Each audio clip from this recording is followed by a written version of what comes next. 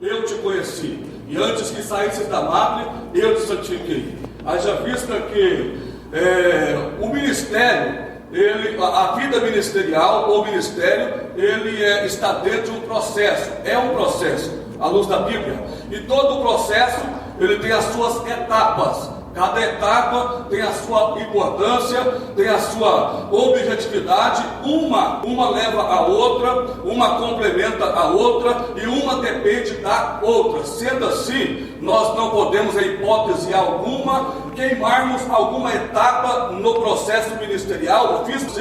Poderemos comprometer todo o processo ministerial no qual Deus nos inseriu e para o qual Deus nos chamou e nos designou e nos capacitou. Então é importante nós entendermos as etapas à luz da Bíblia que estão inseridas no processo ministerial. E eu quero citar elencar pelo menos 6, e de forma assim lacônica eu vou citá-las no decorrer da minha fala. A primeira etapa é a etapa da chamada, a segunda etapa, a etapa da preparação, a terceira, a etapa da escolha, a quarta, a etapa do envio, da designação, a quinta é a etapa da capacitação, e a sexta, a etapa da glorificação ou da honra. Ou seja, Deus chama, Deus prepara, Deus escolhe, Deus envia, Deus capacita e Deus honra no ministério, indiferente da função que você está exercendo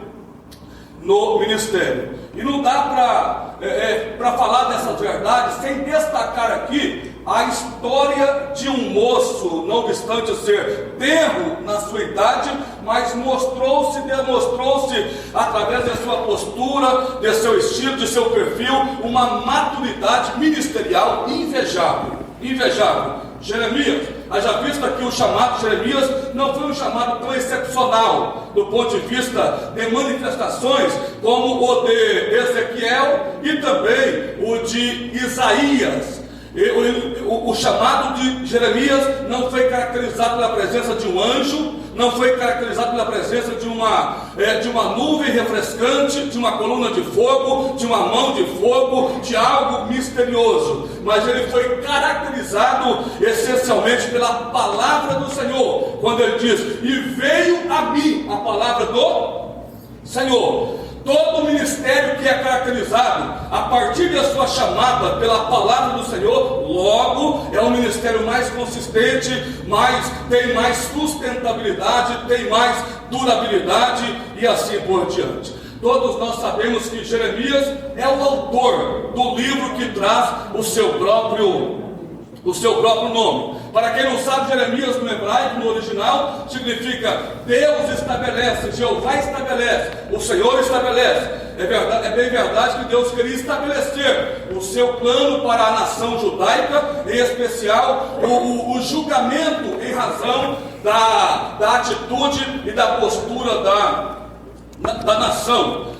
Jeremias, ele foi um dos 4 profetas maiores e um dos mais destacados dentre os maiores. Jeremias, ele escreveu o seu livro cerca do ano 585 a.C., logo o endereçou ao Reino Sul, Judá, que tinha como capital Jerusalém.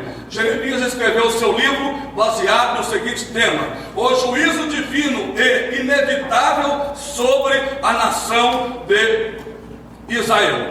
Jeremias escreveu o seu livro com um tríplice propósito, ou com um propósito tríplice. Primeiro propósito de Jeremias: fornecer um registro completo e permanente de seu ministério, de sua chamada e de sua mensagem. Segundo propósito, revelar o julgamento divino que recairia a posteriori sobre a nação de Judá, em consequência de seus muitos e variados pecados. Terceiro objetivo, demonstrar a autoridade, a autenticidade, a veracidade e a legitimidade da mensagem profética. Haja vista que Jeremias foi coetâneo ou contemporâneo de 2 profetas, dos 12 menores, Naum e Sofonias.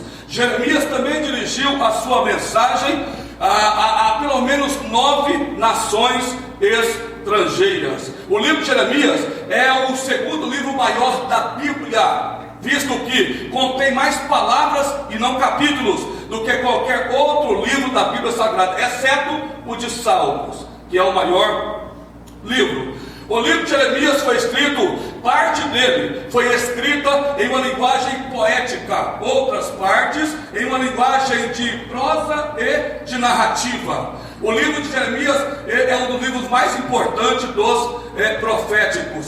Há mais referências no que tange a nação babilônica no livro de Jeremias do que em todo o restante da Bíblia Sagrada. O livro de Jeremias, do ponto de vista histórico, é um dos livros mais históricos dos profetas. Do ponto de vista poético, é considerada a poesia do cativeiro. Do ponto de vista profético, é considerada a profecia do cativeiro. Do ponto de vista bíblico, é considerado o livro das lágrimas, o livro do choro. Do ponto de vista teológico, é considerado o livro do cativeiro, porque as mensagens de Jeremias foram voltadas, em sua maioria, para o cativeiro babilônico. O livro de Jeremias, do ponto de vista escatológico, é considerado um livro futurista, considerando os assuntos e eventos que acontecerão ainda dentro de uma perspectiva escatológica. Eu disse que ele foi contemporâneo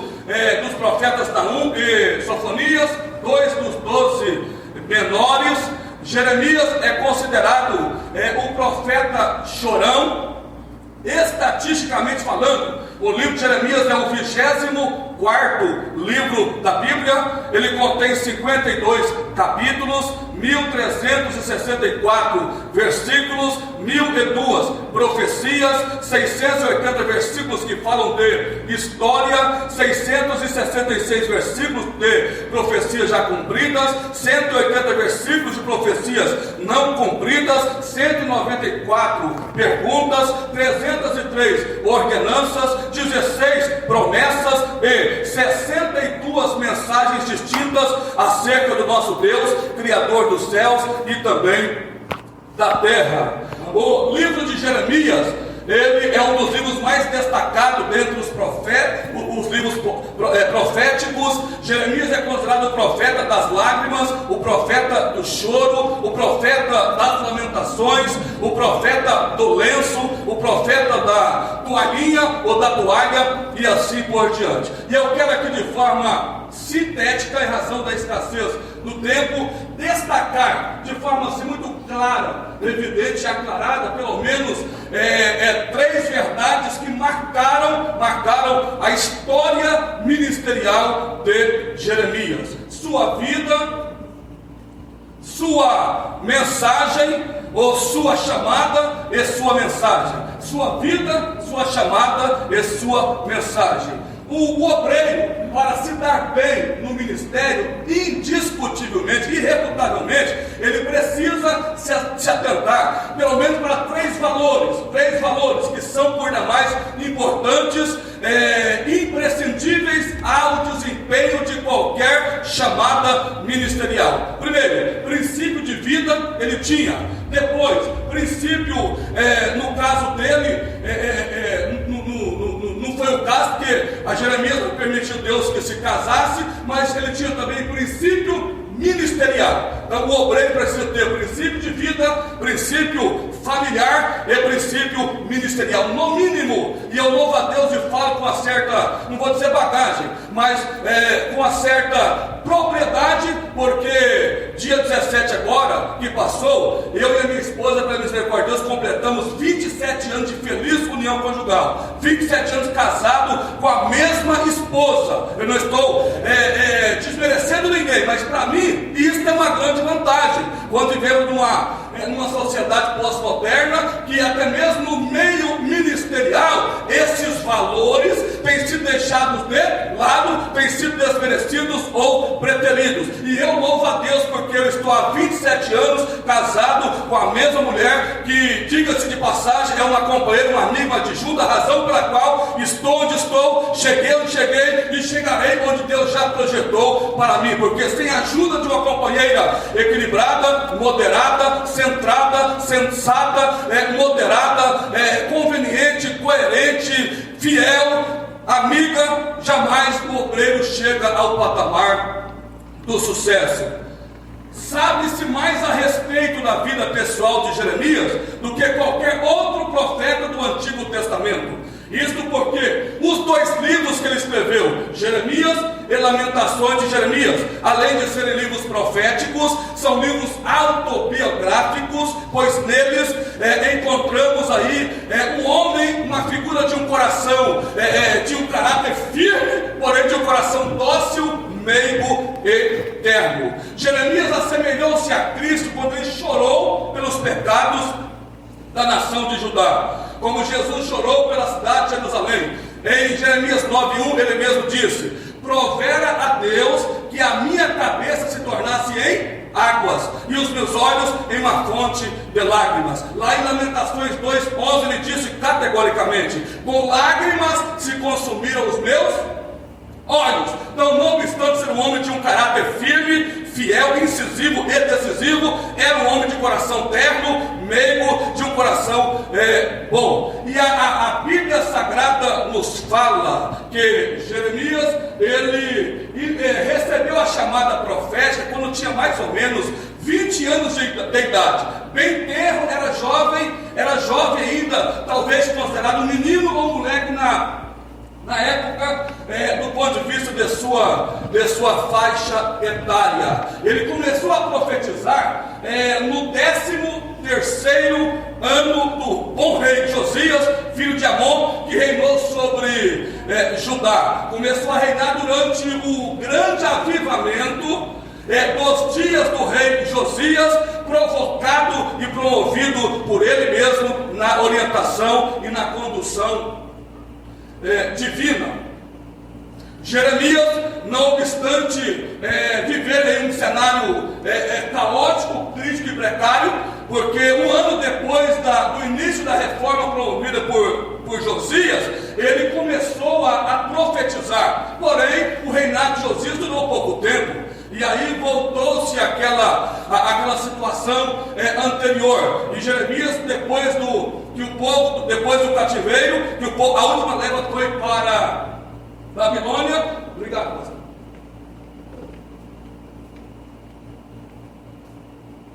Muitos judeus fugiram para o Egito e Jeremias foi também, e ali encerrou seu ministério. Foi mal compreendido nos amigos, ou que se diziam amigos, foi traído pelos irmãos, pela família, jogado na cisterna, no calabouço, foi maltratado, foi odiado, foi rechaçado, foi humilhado, foi lisonjeado, foi criticado, foi humilhado em vários sentidos. Jeremias foi surrado até, e finalmente ele, segundo a história, foi martirizado, foi morto, apedrejado, mas deixou-nos um legado indelével, de forma que todo obreiro, normalmente eu que me considero um obreiro mais jovem, devemos levá-lo em consideração o seu legado e colocá-lo em prática nas nossas vidas, normalmente no aspecto ministerial. Haja vista que Jeremias nasceu de uma família de sacerdotes, era filho de Hilquias. A família de Jeremias era uma família sacerdotal. Ele foi criado, foi formado e educado em uma família sacerdotal. Já tenro em idade, o seu pai, que o matriculou na escola sacerdotal ali em Anatote, naquela aldeia, para que ele estudasse todas as leis envolvendo o sacerdócio, as regras, todas as normas, toda a legislação sacerdotal, todas as regras, toda a formalidade, as diretrizes do ponto de vista sacerdotal. O pai dele o projetou, o arremeteu para ser um sacerdote, mas nós temos que entender à luz da Bíblia que você não será aquilo que o seu pai quer que você seja, mesmo no aspecto universitário, no aspecto conjugal, familiar ou até ministerial. Você será aquilo que Deus quer que você seja. Todo o cenário estava montado e preparado para Jeremias ser um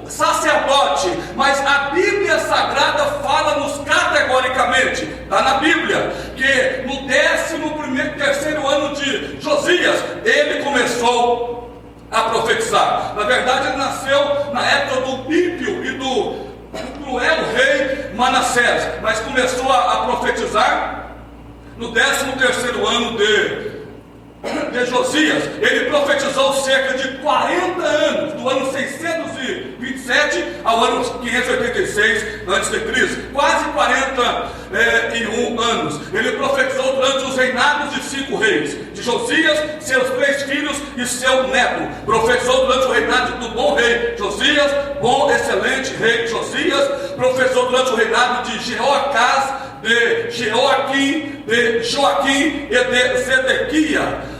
E por ele foi preso no pátio da guarda. Jeremias foi chamado por Deus. Eu já destaco aqui a primeira etapa, que é a etapa da chamada. É Deus quem chama. Existe a chamada, existe a vocação e existe a vontade.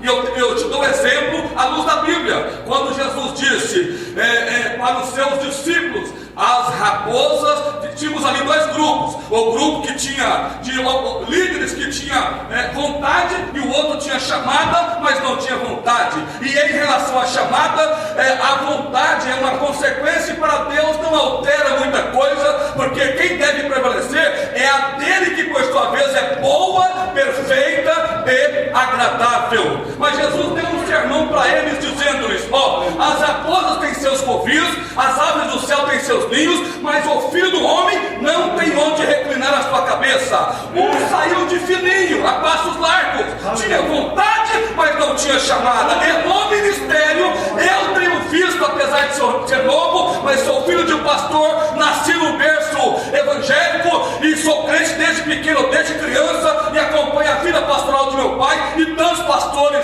presidentes que eu já convivi, presidentes de convenções. Alguns estão no exterior. Então Jeremias, ele tinha toda uma vivência. Ele tinha chamada, não tinha vontade, mas tinha chamada. Aí o outro disse: Senhor, deixa que primeiro eu vá sepultar meu.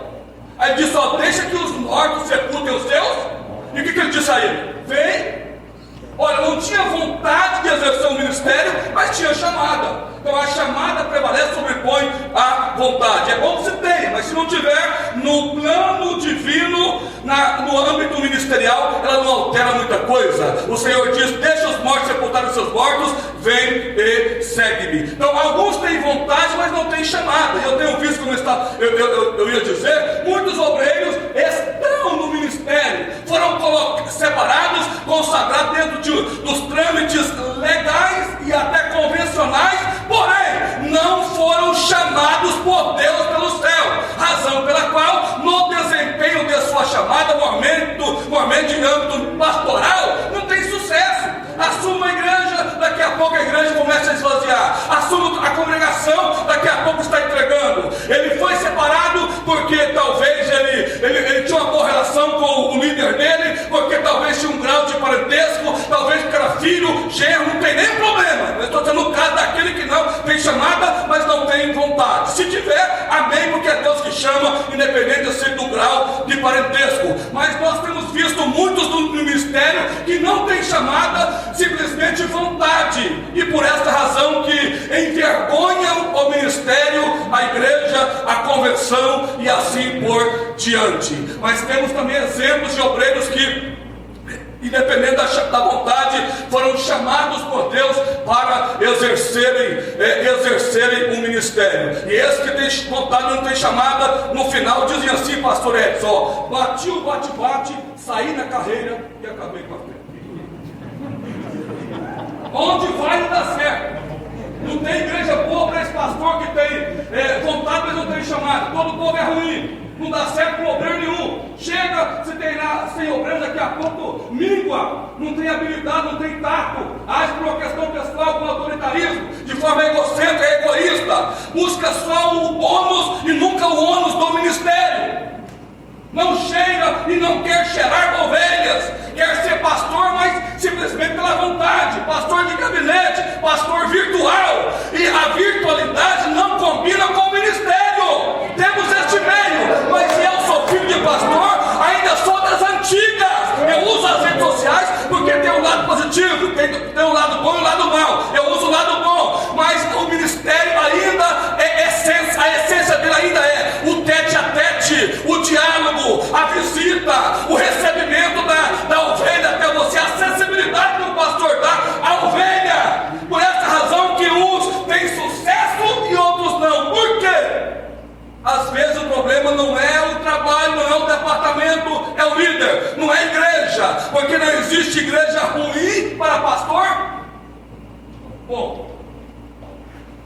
Não existe departamento ruim para líder bom. Não existe ministério ruim para obreiro bom. Todo trabalho tem a sua importância, porque toda obra é boa na casa do Senhor. Quem está entendendo, diga amém.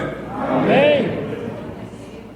Eu estou falando de forma coletiva e de forma genérica. Estou me reportando aqui aos obreiros que são maduros. Agora, nós estamos aqui em uma reunião de obreiros. E eu sou muito franco e transparente. E eu prego toda quarta-feira no banquete da palavra, ali em Rio Verde. Quarta-feira nós tínhamos 150 irmãos recebendo ensino, que nos dias de hoje é uma raridade, normalmente em um período pandêmico. Mas o que outra dica para nós pastores: o que segura ovelha não é cerca, é pasto.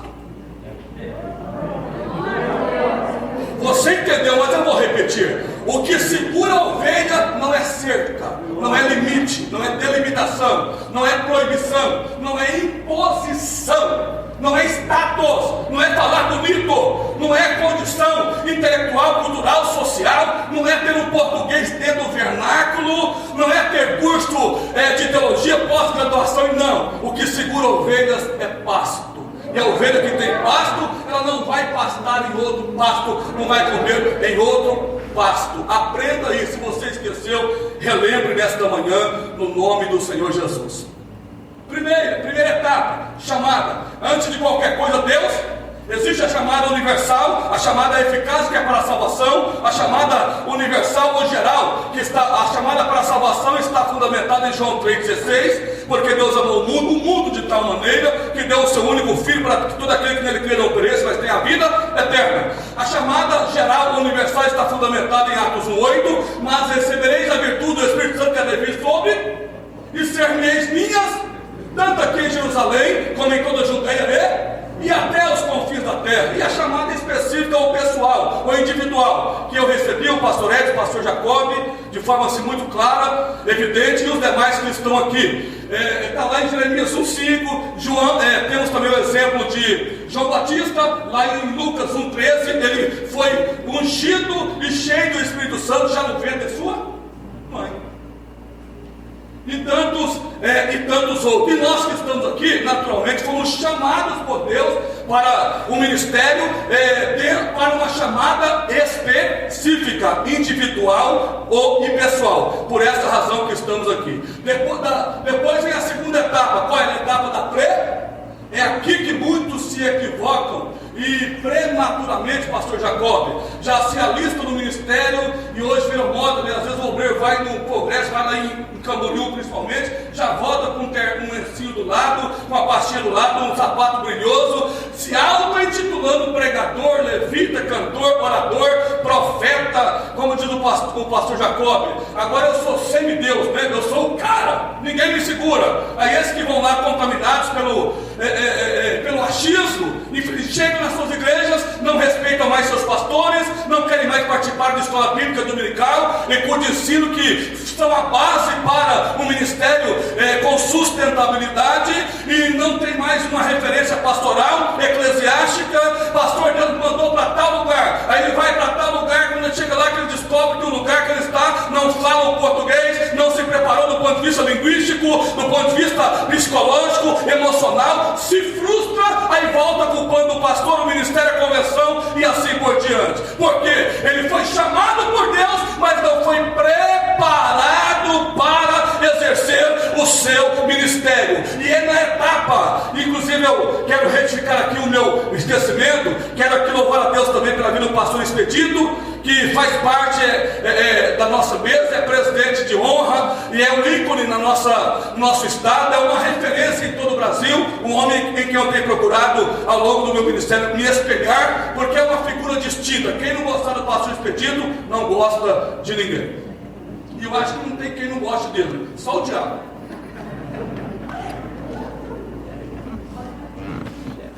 Não tem como ter raiva do pastor Expedito. Esse nasceu para ser obreiro. E tem, antes da chamada, ele tem a vontade de ter a chamada do Senhor. Deus abençoe o pastor Expedito. É uma alegria poder estar aqui com o Senhor também nesta manhã, porque o Senhor representa, né, pastor Edson? O Senhor representa muito para nós. Além de sogro, né, do pastor Edson, pai da Rutinha, ele é uma referência para nós, incontestavelmente, um homem de conduta ilibada, testemunho invejável, moral irrefutável e procedimento incontestável. Pastor Joel, meu amigo, alegria poder revê-lo aqui esta manhã. Já estou encerrando. É na etapa da preparação que Deus molda, lapida, que Deus tira os timbetes, né, as arestas, os excessos ministeriais, preparando esse obreiro para a obra. Ele chama, depois ele prepara. Se passar no teste, pastor Jacob, aí é escolhido. Tem muitos que querem ser escolhidos antes de serem preparados. Eu acompanho o pastor Evilaço, não sei quantos anos ele tem. Pode falar?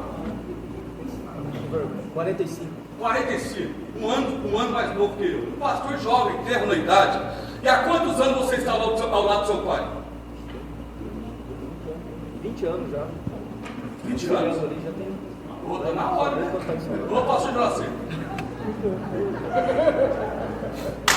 Está na hora de soltar o menino. 20 anos. E desde que eu cheguei no estado, eu acompanho a postura, a fibra, a maturidade, o companheiro do pastor Vilaço. O pastor Jacob pode confirmar isso aí. O pastor Jacob fala em dados, estatística, no Brasil não tem melhor ninguém que compara-se a ele. O que não lembra, o Espírito Santo faz ele lembrar.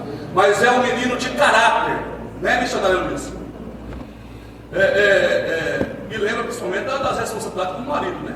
Aí não pode esquecer de jeito nenhum. Mas é um menino de fibra, de estilo. Eu falo isso, irmãos, que eu já vi muitos, inclusive filhos, ao lado dos seus pais, mas com o passar do tempo deixa o ministério subir para a cabeça, aquela coisa, já quer tomar o lugar do pai, já quer agir sem a aquiescência do pai. Eu fico observando a postura do pastor Evilaço. Pode ter certeza, pastor Evilaço, que se o irmão continuar nessa postura, nessa visão, nessa esteira, Deus vai cumprir integralmente o que ele te prometeu. O que Deus tem para a sua vida, é lógico que a formação que o seu pai te deu ajuda muito, mas independe da questão familiar. Deus te fez uma chamada por demais específica e no tempo certo Deus vai concretizá-la, porque Deus é fiel e Ele honra aquele que é fiel no ministério e aguarda o seu tempo, aguarda a sua hora, porque em Eclesiastes 3:1 diz que para tudo há um tempo e há tempo para todo propósito de baixo. E desse versículo, pastor Jacob, eu tirei pelo menos 4 verdades que servem para a nossa vida no sentido ministerial. Nós temos que considerar duas coisas em relação à vontade de Deus nas nossas vidas. O plano de Deus nas nossas vidas. Primeiro, a vontade. Ela é boa, perfeita e agradável. Agora, depois da vontade, pastor Juraci, tem o fator tempo. Mesmo estando debaixo da vontade de Deus, temos que esperar o tempo. E no que tange o tempo, eu destaco 4 verdades. Primeira verdade, repete após mim, diga: o que estou fazendo no tempo que Deus me deu. Diga: como eu estou fazendo no tempo que Deus me deu. Diga: para quem estou fazendo no tempo que eu estou. Diga: com qual objetivo eu estou desempenhando o meu ministério.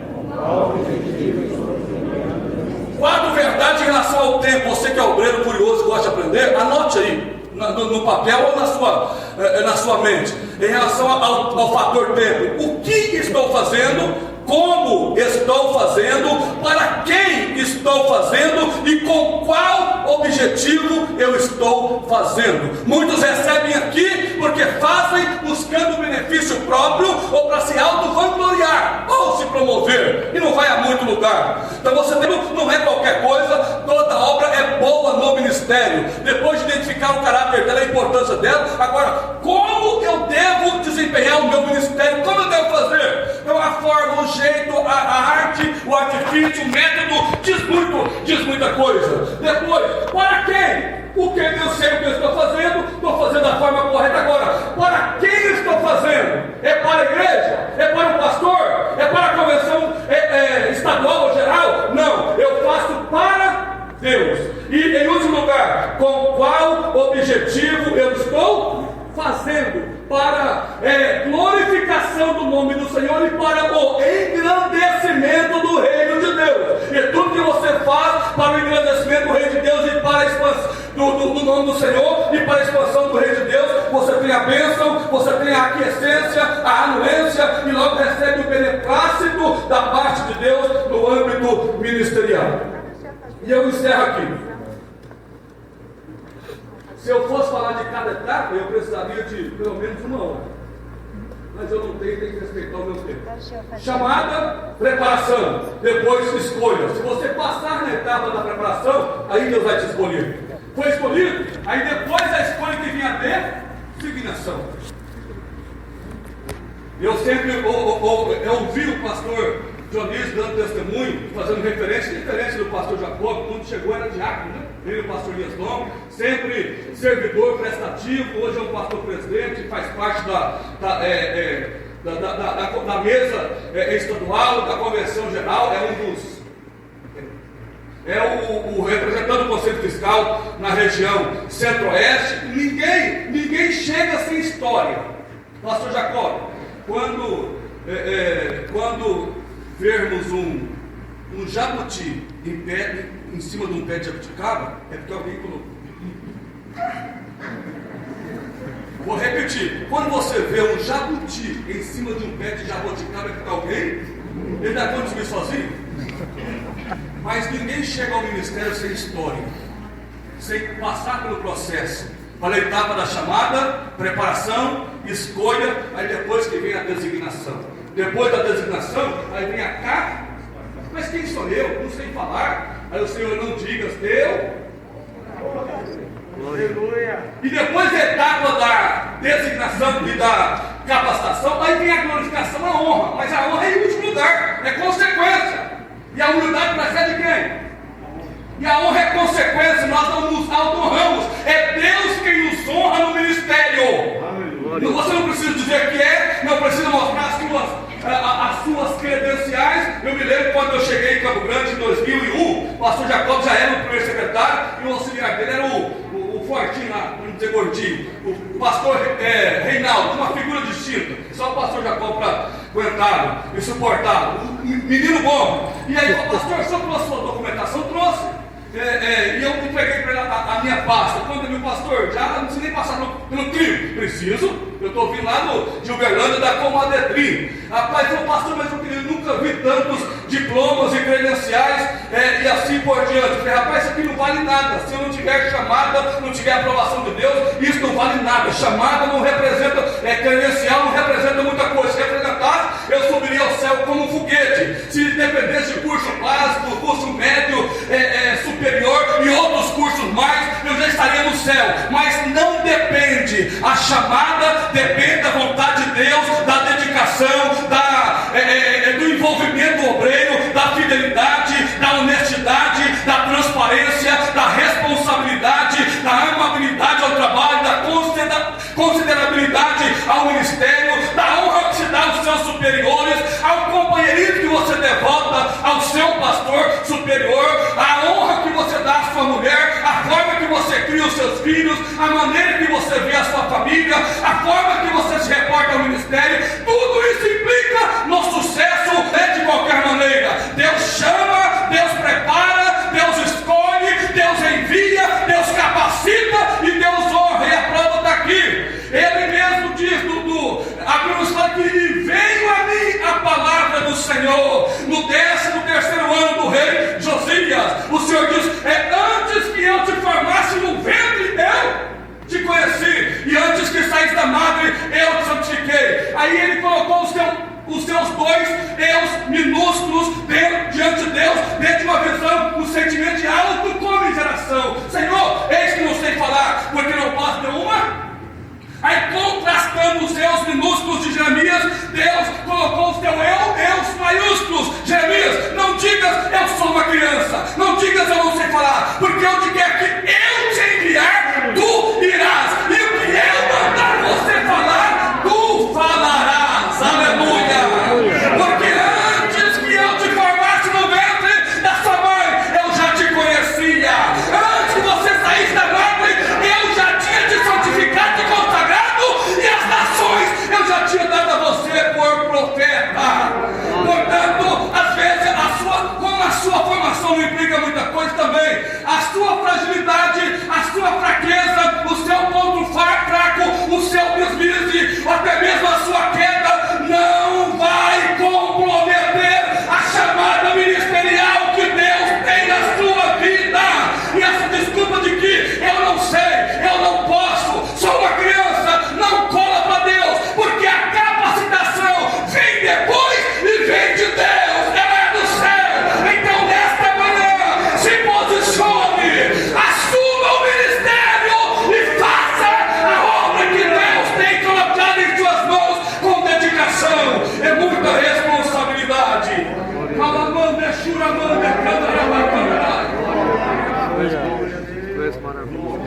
Aonde quer que eu te enviar tu, e o que eu mandar você falar, tu falarás. Senhor, eu não posso.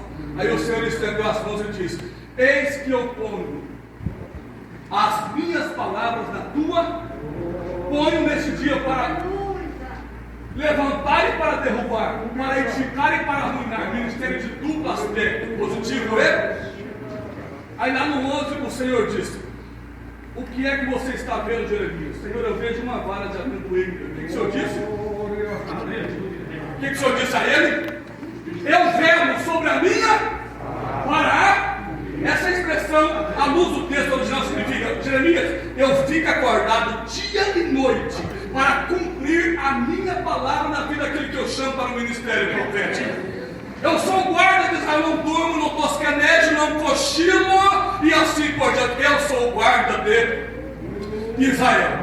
O ministério de Jeremias foi um ministério promissor, porque eu disse que não teve uma chamada espetacular como Isaías, que viu a glória do Senhor do templo, nem Ezequiel, mas ele teve um ministério cuja chamada foi confirmada pela palavra.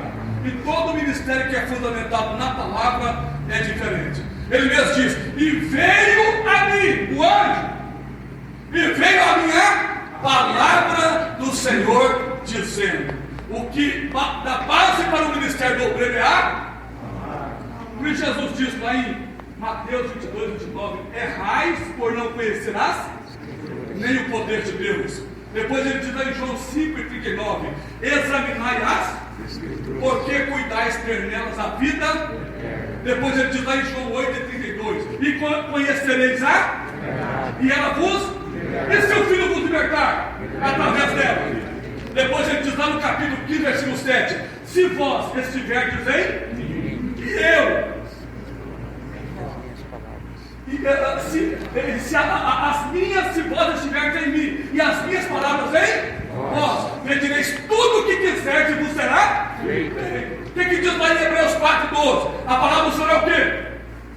Pura, santa, eficaz, mais penetrando que qualquer espada de dois, penetra até a divisão da alma e das juntas e é rápida, idônea, sábia, hábil, inteligente para discernir os pensamentos em questões do nosso coração. O salmista diz no Salmo 119, versículo 9: como purificará o mancebo o seu caminho? Observando conforme a palavra. Versículo 11: escondi a tua, na onde? No meu coração, para não pecar contra ti. E lá no 105, né, ele diz, pastor Edson: lâmpada para os meus é a tua, e luz para o meu. Então logo entendemos que a palavra de Deus, ela tem luz baixa e luz, lâmpada para os meus, luz baixa, e luz para o meu, luz alta. Não dá para errar, não dá para pecar, não dá para precipitar, se você estiver iluminado, fundamentado e iluminado pela palavra do Senhor. Com permissão do pastor Edson, pastor Jacob, me convido os obreiros para ficarem de pé. Eu quero fazer uma oração para vocês. Eu louvo a Deus.